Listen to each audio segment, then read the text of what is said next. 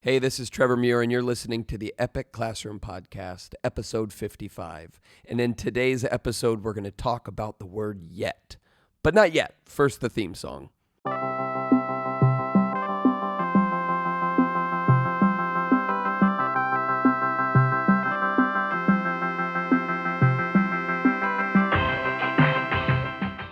All right. Hey, thanks for coming back to the pod. I am excited to talk to you for a little bit today.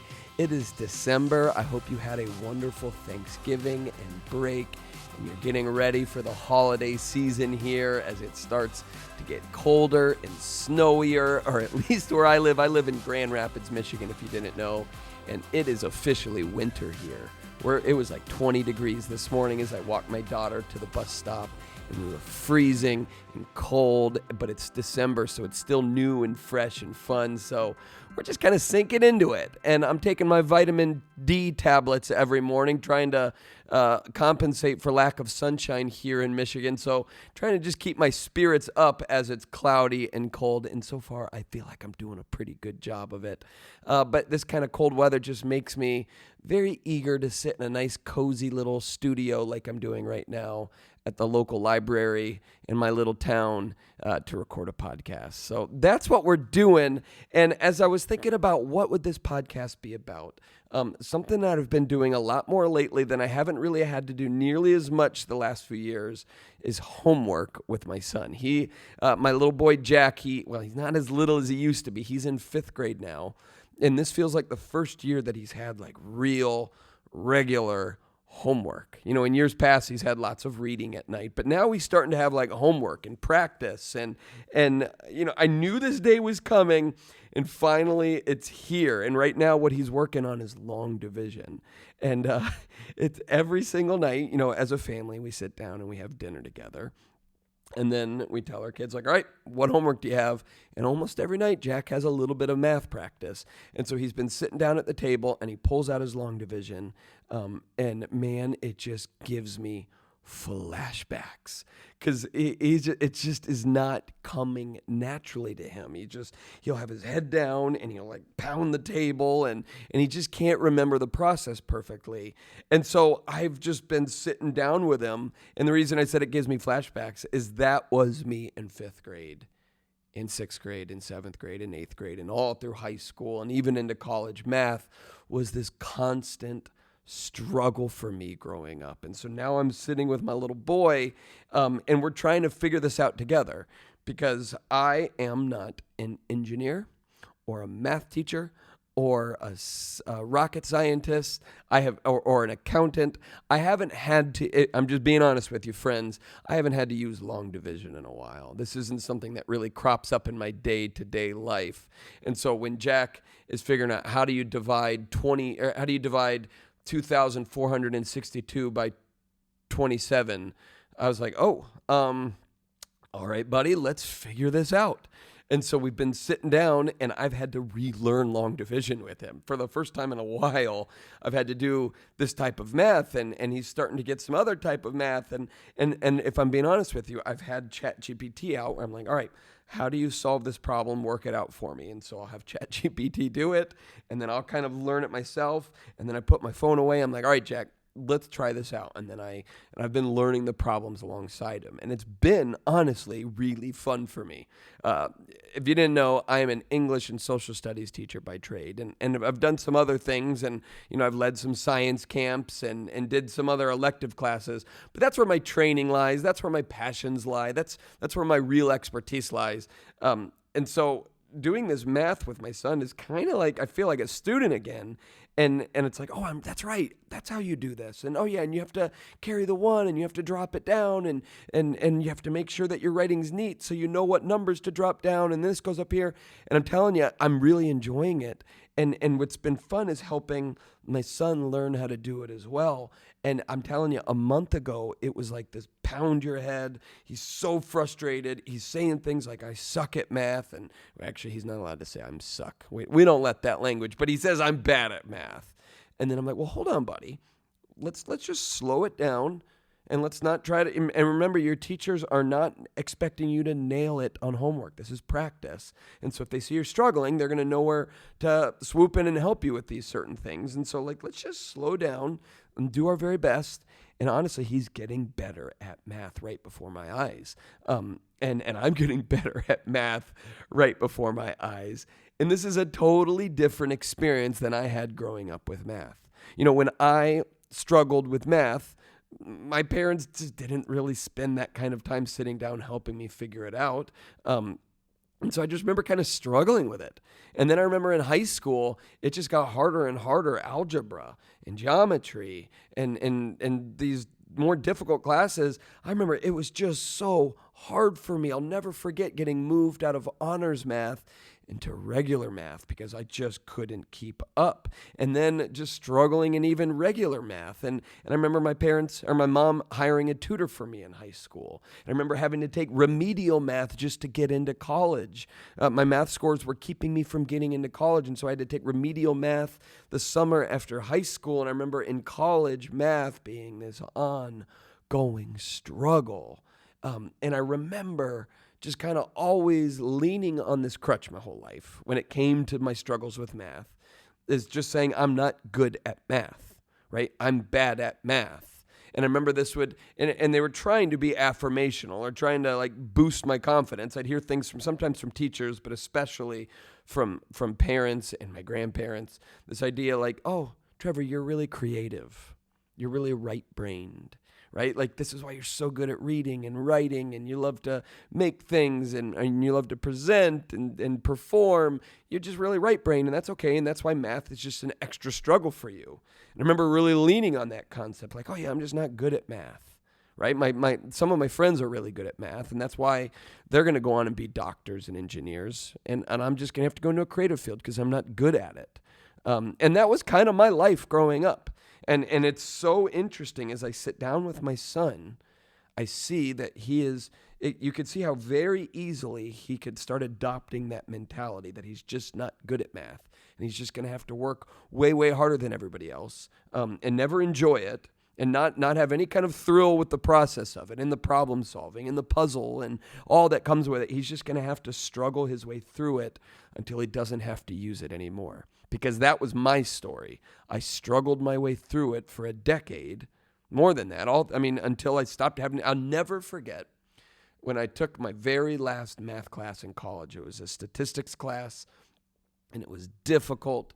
And I remember passing that statistics class. I got a C in college on this, and I remember thinking, this is the last time I'm ever going to have to learn math again. And I was thrilled by it because I was this thing has been the bane of my academic existence forever. And now it is no more. And if I'm being honest with you, I haven't used a whole lot of the math that I learned throughout school in my professional life. Now, this podcast isn't about the value of math because I believe there's plenty of value there, especially in the problem-solving skills. But we can do another podcast on that. Actually, I want to start bringing some guests onto the podcast soon, and I've got some really awesome people in mind to talk about the different topics that we often talk about, but I want to get some other perspectives. So we're going to actually, I'm going to have some guests in the new year kind of join the conversation on this podcast. And that's one I definitely want to talk about. But instead, I just know that math was a struggle for me for a long, long time. And I remember celebrating it when it was finally over. But then, through a whole chain of events, and I think there's even a podcast episode on it, I decided to become a teacher. And I just had this deep dream of being just this English teacher and social studies teacher and get to connect with students and help them become strong readers and writers and thinkers and storytellers. And that was my big dream. And so I went through teaching college and I learned so much about pedagogy and my subject area. And I was ready to go. In fact, because of my math scores in my bachelor's degree at Florida State University, I finished with a 3.3 GPA. An okay GPA, but not great. And it was held down because of those math scores. And then I went to teaching college and I was so into it. I was I am made for this. And I passed all of those classes and I finished with a 4.0. And I'm wait a minute. Did I just become way more intelligent when I went to teaching college? It's like, no. It's just I was really motivated. I wanted to do well. I wanted to put my energy and effort into it. And so I was like, all right, everything's good. I'm ready to become a teacher. But in Michigan, where I live, you have to pass something called the MTTC exam, and that's a basic skills test. And so you have to show that you are competent in every single major subject area that teachers teach in. Meaning I had to go and take a math test in order to become an English teacher and a social studies teacher. And if I'm being 100% honest with you, I'm not sure why I had to pass that test. I was not becoming certified as a math teacher. I had no ambitions to become a math teacher, and yet I still had to show that I am proficient in areas like operations and algebra and geometry and probability and statistics and even minor calculus. Like I remember I learned that I was going to have to take this test, and I saw what type of material was going to be on it. And I thought back to the last 13 years of my life and struggling through math class and it being this terrible thing for me forever. And it was the thing that held me back and brought me lots of shame and almost kept me out of college in the first place. And now I was going to have to take a test to demonstrate my proficiency on it. And I had no idea what I was going to do. And I was like really, really stressed about it, which is kind of funny because I was 22 years old and it's like, all right, hey, chill out. But I didn't know to chill out. I just got all those feelings that I always felt about math and doing well enough, and this fear of failure in that area that I always struggled with. And I think it's very similar to how my son sometimes tips into this feeling of what math makes him feel, because it's like, oh, it's not coming easy, and it makes me feel stupid, and all these things. And so I was feeling that. And then I was also feeling really nervous that I wasn't going to get to obtain my goal of becoming a teacher. And so I went to a local bookstore and I bought a study book for the MTTC exam. And I felt really strong with the English portion and the social studies and some of that. And I thought, you know what, I'm going to pour all of my energy into math because I need to pass this thing if I'm going to become a teacher.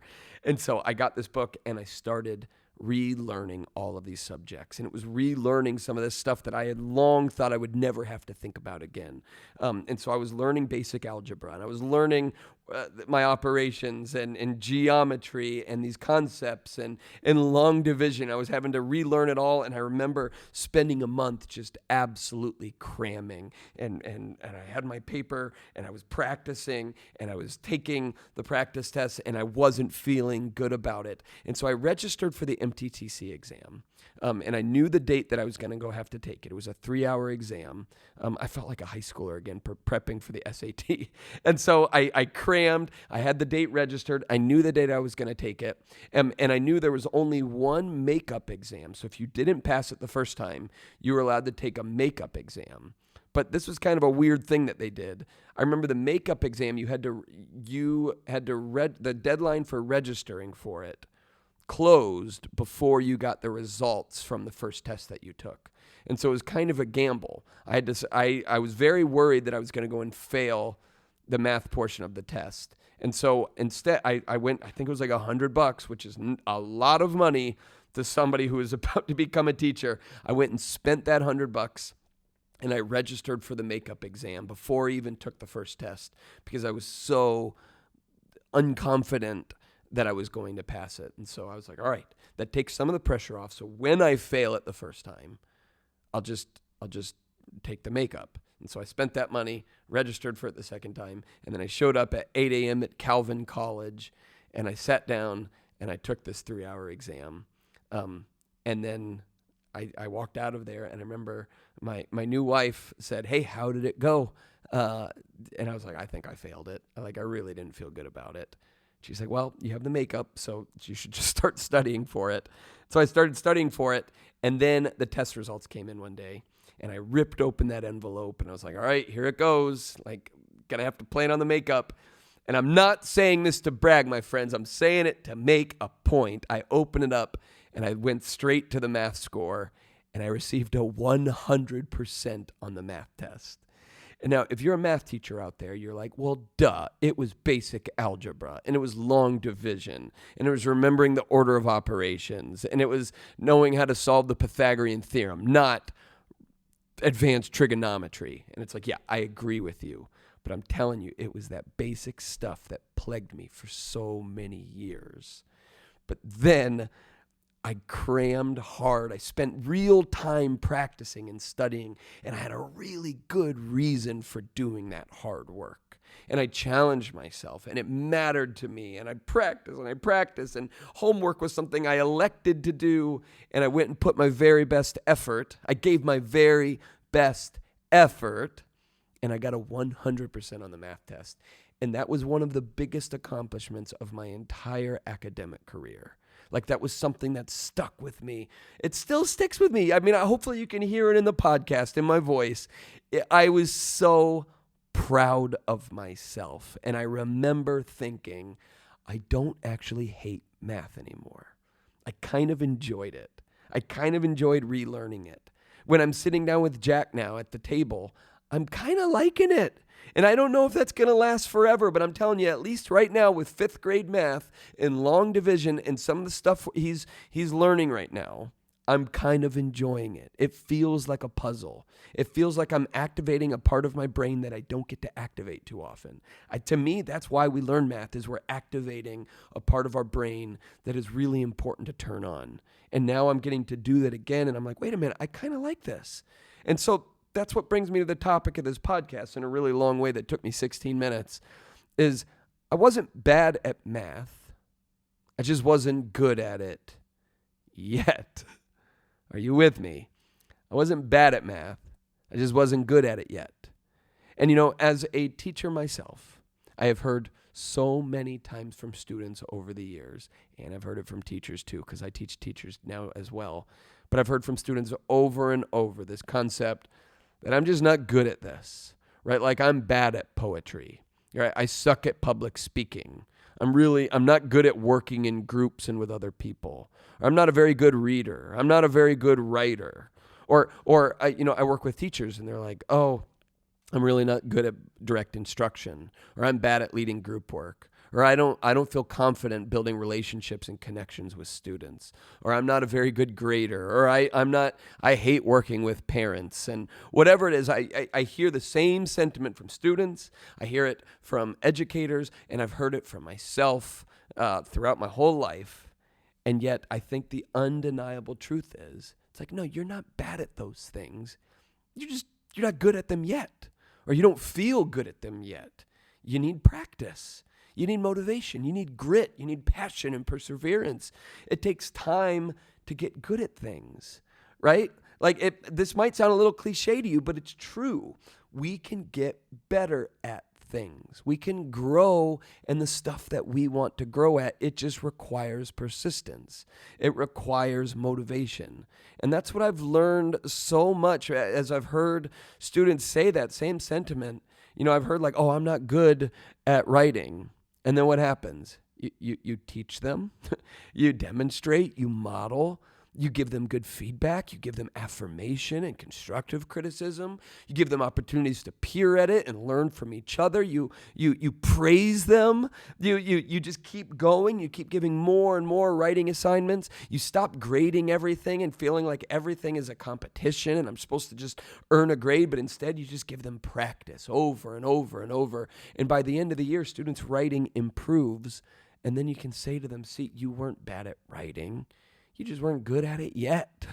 And it's just true with everything. This is a growth mindset. This isn't a brand new groundbreaking idea I'm introducing. It's a reminder that growth mindset is a powerful thing for a human being to possess. We need it. We need this belief that we can keep getting better at things. In the last 2 years, I've had this itch to pick up some new hobbies. And maybe it's because I'm approaching the age of 40 and I'm like, I need to learn new things. Or maybe I'm just finding joy and new activities. But in the last 2 years, I've really sunk a lot of my time that I've had, whatever capacity I have for it. I have 2 kids and lots of work to do and a family and lots of travel. So I don't always have time. But when I do, I've really loved to learn how to fly fish and to hunt. And so I grew up as an amateur. Well, I'm still quite an amateur, but I grew up liking to fish a little bit. And I used to go hunting with my grandpa some. So we'd go dove hunting and duck hunting, and deer hunting a few times, but never got anything. And so it was kind of just a thing that you do casually growing up. And then, in the last couple of years, I was like, I want to learn how to do that well. But then you start watching videos and reading books and talking to other hunters. And you're like, yeah, there is no way to fast track this. This takes time and persistence. And so I'll just tell you, hunting for a time. Fly fishing, boy, I feel like I'm still in the early stages of figuring that out. But with hunting, the last 2 years, I've gone out with some professional, like some unbelievable turkey hunters and had no success, but I spent a lot of time sitting with them in the woods and learning and listening. In deer hunting, I have gone out probably 20 times in the last 2 years, mostly with very little success of even seeing a deer, but I've continued to listen to people who do it well and reading about it and watching videos and just going out over and over and trying new things and investing money and putting in the hours and often just coming away feeling like a failure. Like, why are you not getting better at this? And then 2 weeks ago, I went to some woods, and pardon me if you're not a big fan of hunting. I'll keep the details out of it. But I went into some woods, and I brought my crossbow, and I got a deer. And I'll leave out the details. This isn't a hunting podcast. I just want to illustrate the point that it finally happened. And I look at it, and it's like, okay, the conditions were right that day for it to happen. But the truth is, I didn't just get that deer. But by the way, I have unbelievable, delicious. I feel like I shouldn't be saying this because I don't want to turn anybody off. But I have really good, healthy meat now, and I'm feeding my family with it. And it was such a cool thing to be able to do that. But it was the product of 2 years of learning. It was 2 years of work. It was 2 years of growth to finally lead to that moment. And again, it's another reminder, like the math test, like sitting down with my son and watching those light bulbs turn on, is that growth is a process. And it doesn't necessarily come quickly. It comes with persistence. It comes with practice. It comes with just trying over and over and believing that if I keep doing the right things, I will get better at this. If I keep showing up, I will finally find success. With that math test, if I practice and I believe I can do this, I can do this.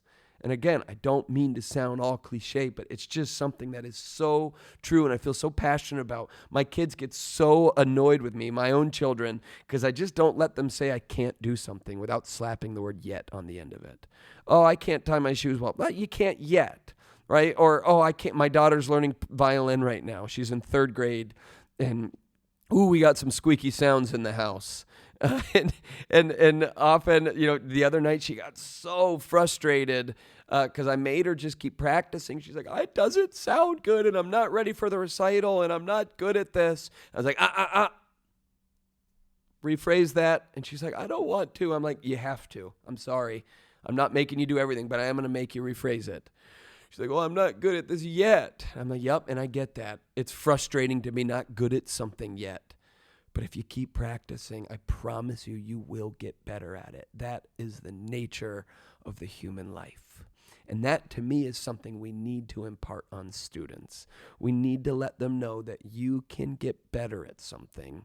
You just have to put in the work. But when you do get better at it, it feels so good. When you can finally solve that long division problem without any help, it's worth it. It's intrinsic. It's motivation, right? When you finally pass that test and you find out you get to be a teacher, when you learn that I can do algebra, I can solve for X, It's worth it. When you finally get the deer, when you finally get the promotion, when you finally connect with that student, when you finally nail that lesson, when your test scores finally climb from your group in your class, when you finally, whatever it is, when you give students a project and there's all this work into it, and at the very end they present their work and it went well and people noticed it, it's worth it, right? Like having that growth mindset is worth it, knowing that I can get better at things. I'm just not there yet. And so I think we need to name it for students. I think we have to help them understand what this is. I think we have to have disciplines in our classes. I think we need to tell them, hey, you need to slap yet on the end of I can't statements, right? I can't do this yet. I'm not good at this yet. You got to require it. I spent some time earlier this week making posters because I like to, and Canva is an unbelievable tool. And I don't get paid by Canva, but I should by how much I talk about how much I love it.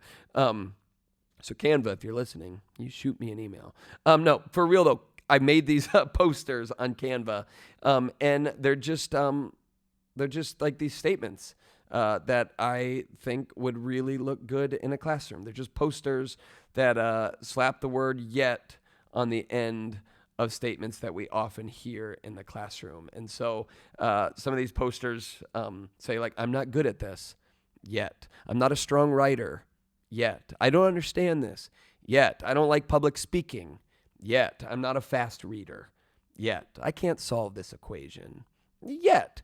I'm not confident working in groups yet. I'm not where I want to be yet.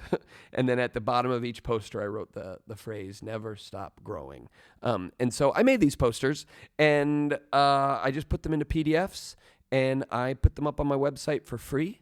And I will put the link into this podcast. So if you are interested in these posters and you have a school that will print them for you, or if you just want to put them up on the board, up on your screen while students are working, you can have all of these for free. And so just go to that link. It'll just ask for your name and email. So if you're not signed up to my email list, this is a really easy way to sign up. And if you don't want to be on my email list, get the posters and then just hit unsubscribe at the bottom of the first email, and then you'll be off the list. But I just want you to have these posters because I so firmly believe we need to get this word out to students yet, right? It's the foundation for learning.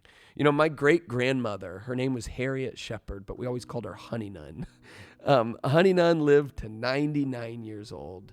And I think the thing I remember most about her, she passed away my very first day of teaching, by the way, ever. I learned that Honey Nun passed away. But Honey Nun died at 99, and she never, ever, ever stopped learning. She got her college degree at 75 years old because she always wanted to have a college degree. And so she went back and got her degree at 75. She wrote several 1,000-word books on Latin and Greek because she always thought that she needed that in other work that she did in her life, and nobody ever did that. And so she wrote it herself. She learned to paint with oil paintings because she's always wanted to be a painter, but she never took the time to do it. She was always into photography. And so at the age of 96, she taught herself oil painting and made some unbelievable works. Honey Nun went skydiving 3 times in her 90s. So she went at 90, she went again at 94, and then I got to go with her on her 94th birthday. So me and her went skydiving together, and then she went one more time at 98 because she always just wanted to learn what that feels like. She had this growth mindset forever.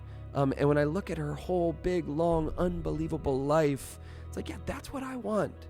But you can't have a life like that unless you have a growth mindset, unless you believe that I can keep growing, right? That I can always, always keep learning in some way. And so that's something I am always trying to get better at, is holding on to this growth mindset. And this is something I think we can help students do. And I think one of the best ways we can help students do it is by modeling it ourselves, believing that we can always keep growing and keeping that mindset and bringing it to school with us and making sure students see it all over the way that we live and the way we talk. And then hopefully it's contagious and they pick it up themselves. So There you go, my friends. What a fun podcast. Thanks for listening. If you would like to get in touch, I'm pretty easy to find on the internet. You can find me on Facebook at The Epic Classroom, or Instagram at The Epic Classroom, or on X at Trevor Muir, or you can go to my website where I got a bunch of videos and resources, and I've got some courses. Or if you are somebody who books speaking for your school or conference, you can get in touch with me. Get in touch with me at trevormuir.com, or you can go to trevormuir.com/speaking. You can find me there. Thanks for listening to this podcast. If you like it, please leave a review. That helps other people find out about it, or even better, share it with anybody who you think would enjoy listening to these conversations. And as I said, in the new year, we're going to have some guests on the show where there'll be some more dialogue.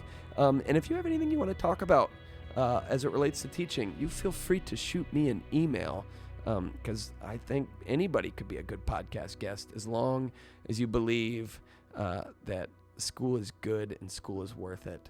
And exploring new ways to do school is worth our time, because that's what this podcast is about. So thank you, friends. This is the Epic Classroom Podcast. My name is Trevor Muir, and I will talk to you next time.